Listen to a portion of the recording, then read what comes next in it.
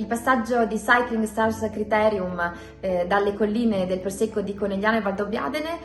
rinnova ancora una volta questo sodalizio che abbiamo voluto creare tra ciclismo e territorio.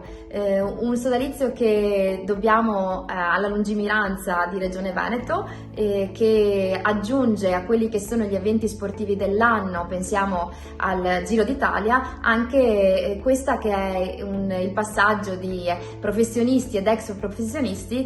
da strade che percorreranno nei fatti alcuni dei borghi più belli del Veneto, e uno di questi è proprio Valdobbiadene, che è il cuore e una delle porte d'ingresso delle colline del Prosecco di Conegliano e Valdobbiadene, oggi patrimonio dell'umanità. Per noi come associazione che ha il compito di tutelare questo meraviglioso paesaggio è un evento importantissimo, perché ci consente di unire appunto quelle che sono le bellezze, il territorio, il paesaggio, la cultura, l'arte con quella che oggi continua ad essere uno degli sport più amati in Veneto, che è proprio quello del ciclismo e quindi della bicicletta, che unisce anche, oltre al divertimento, al piacere di vedere un paesaggio straordinario, anche il rispetto per questo paesaggio, perché andare su due ruote ci consente appunto di entrare all'interno della natura rispettandola, cosa che per noi è fondamentale.